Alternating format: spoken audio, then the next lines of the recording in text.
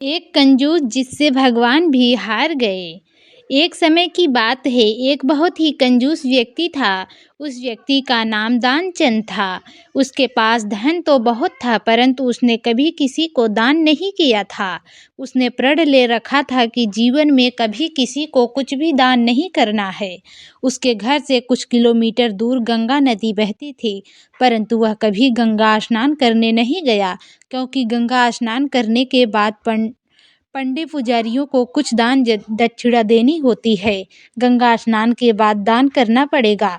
इसी डर से वह कभी गंगा स्नान करने ही नहीं गया। उसने पत्नी से उससे दान पुण्य करने के लिए कहती थी, परंतु वह कहता था, इतनी बड़ी दुनिया में हमारा छोटा सा दान करने से क्या होगा। एक दिन उसकी पत्नी ने कहा, अब तो आपका बुढ़ापा आ गया, आप दान पुण्य तो कुछ करते नहीं, कम से कम एक बार जाकर गंगा स्नान ही कर आओ। पत्नी की बात मानकर उसने गंगा स्नान करने की हामी भरी। उसके घर से गंगा नदी 12 किलोमीटर दूर थी। रास्ते में कहीं पैसा खर्च ना हो जाए, इसीलिए वह 12 किलोमीटर पैदल ही चला गया। जब दानचंद गंगा नदी के किनारे पहुंचा तो उसको लगा कि घाट पर जाएंगे तो पंडित दान दक्षिणे के लिए मांगेंगे, इसीलिए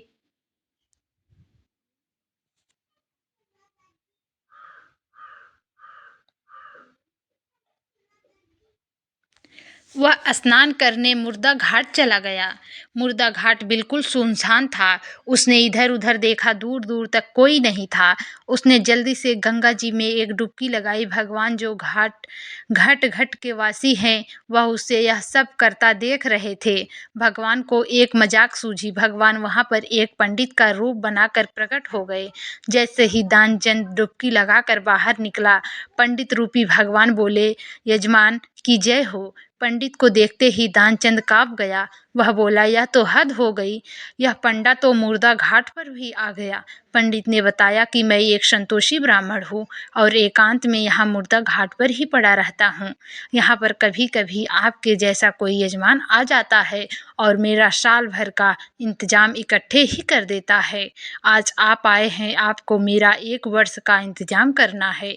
दानचंद बोला, मैं इतना दान नहीं कर सकता। पंडित बोला, दान तो अपनी श्रद्धा के ऊपर होता है, इसीलिए आप 6 महीने का इंतजाम कर दो। दानचंद बोला, मैं 6 महीनों का इंतजाम भी नहीं कर सकता। पंडित बोला, तो 3 महीने। दानचंद बोला, नहीं। पंडित बोले, 1 महीने का ही कर दो। दानचंद बोला, मैं 1 महीने का तो क्या, मैं 1 दिन का भी इंतजाम नहीं कर सकता। अब पंडित ने कहा, आपको कुछ ना कुछ तो दान करना ही पड़ेगा, नहीं तो हम आपको जल से निकलने नहीं देंगे।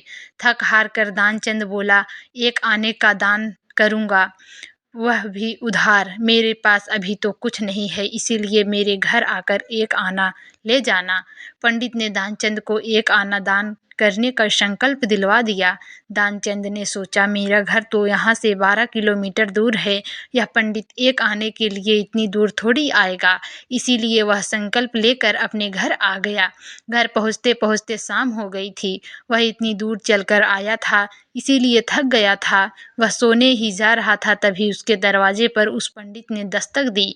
पंडित बोले, जजमान की जय हो।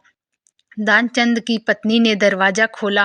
वह पंडित को देखकर लौटी और दानचंद से पूछा, क्या किसी पंडित को कुछ देने की कह कर आए हो। दानचंद बोला, हाँ, मैंने एक पंडा को 1 आना देने का संकल्प लिया है। पत्नी बोली, वह पंडित जी अपना 1 आना लेने दरवाजे पर खड़े हैं।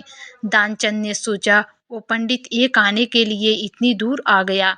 दानचंद ने पत्नी से कहा, जाकर उस पंडित से कह दो कि जजमान बीमार है, इसीलिए 3-4 दिन बाद आए। पत्नी बोली, 1 आने की ही तो बात है, दे क्यों नहीं देते। दानचंद बोला, मैं किसी को कुछ नहीं देने वाला, जाकर उससे कह दो कि यजमान बीमार है, इसीलिए कुछ दिन बाद आए। पत्नी ने दुखी जैसा मुंह बनाया और पंडित से बोली, महाराज, मेरे पति आज इतनी दूर पैदल चलकर गए थे, इसीलिए वे बहुत थक गए हैं और बीमार हैं, इसीलिए आप 3-4 दिन बाद आना। पंडित बोला, धन मिले या ना मिले, लेकिन वे हमारे यजमान हैं। यजमान बीमार हैं और पंडा चला जाए, ऐसा नहीं हो सकता। जब तक वह स्वस्थ नहीं हो जाते तब तक हम यहीं रहेंगे। हमारा यहाँ रहने का इंतजाम कर दो। हम यहीं पर प्रसाद बनाएंगे और यहीं पर भजन करेंगे और यहीं पर प्रसाद ग्रहण करेंगे। पत्नी लौट कर गई और उसने दानचंद को सारी बात बताई कि वह पंडित कह रहा है जब तक आप ठीक नहीं हो जाते वह यहीं रहेंगे। पत्नी बोली, इससे तो अच्छा उन्हें एक आना देकर रवाना करो। दानचंद बोला, एक आना क्या ऐसे ही आता है? मैं उस पंडित को कुछ नहीं देने वाला। तुम जाकर उस पंडित से कह दो कि यजमान मर गए। ध्यानचंद को योग का अभ्यास था, इसीलिए वह सांस रोक कर पड़ गया। पत्नी गई और उसके रोकर पंडित से कहा कि वो मर गए, अब तो जाओ। पंडित बोले, अरे राम राम, यजमान चला गया, जब तक उसका अंतिम संस्कार ना हो जाए तब तक हम कैसे जा सकते हैं? पंडित जी बोले, तुम महिला कहाँ कहाँ भटकती फिरोगी, हम सारे गांव में यजमान की मरने की खबर किए देते हैं। पंडित जी सारे गांव में खबर दे आए कि दानचंद जी मर गए। सारा गांव दानचंद के घर इकट्ठा हो गया। लेकिन दानचंद ऐसा विचित्र आदमी एक आना बचाने के लिए सांस रोके पड़ा था। गांव के लोगों ने दानचंद को मुर्दा समझ के बांध लिया। अब उसकी पत्नी सच में रोने लगी और रो रो कर बोली, यह मरे नहीं हैं। गांव वाले बोले, बहन यह तो तुम्हारा मोह है, जाने वाला तो गया, इसीलिए धीरज रखो। पत्नी बोली, अरे किस बात का धीरज रखूं, यह मरे ही नहीं हैं। गांव वाले दानचंद को बांधकर अंतिम संस्कार के लिए ले गए। पत्नी बेचारी रोती रह गई।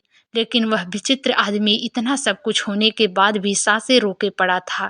सबके साथ पंडित बने भगवान भी उनके पीछे पीछे चल दिए। भगवान ने सोचा, हद हो गई, हम कहीं नहीं हारे, पर आज तो इस दानचंद से हम भी हार गए। ऐसा गजब का विचित्र आदमी हमने कहीं नहीं देखा। एक आना बचाने के लिए यह आदमी बिना मरा पड़ा है और चला जा रहा है। जब दानचंद को लड़कियों पर रख दिया गया और के लकड़ियों पर रख दिया गया और केवल अग्नि लगनी ही शेष थी, तब पंडित रूपी भगवान बोले कि यह हमारे यजमान थे, हम इनकी मुक्ति के लिए इनके कान में कुछ मंत्र बोलेंगे। भगवान उनके कान के पास मुंह लेकर गए और बोले, मैं भगवान विष्णु हूँ, मैं वैकुंठ से तुमसे नाता जोड़ने आया हूँ। दानचंद ने जैसे ही सुना कि भगवान बोल रहे हैं, उसने धीरे धीरे आंखें खोली, लेकिन जैसे ही उसने देखा कि यह तो पंडित है, उसने फिर से आंखें बंद कर ली। भगवान बोले, हम हार गए, हम तुमसे कुछ नहीं लेंगे, तुम ही हमसे कुछ मांग लो। दानचंद धीरे से बोला, वह एक आना छोड़ दो बस। पंडित रूपी भगवान तथास्तु कहकर वहां से चले गए और दानचंद आंखें खोलकर उठ बैठा। दोस्तों, आपको ये कहानी कैसी लगी कृपया कमेंट करके ज़रूर बताएं। वीडियो पसंद आया हो तो लाइक करें और ऐसी ही और बहुत सारी कहानियाँ, कथाओं एवं जानकारी को सुनने के लिए चैनल को सब्सक्राइब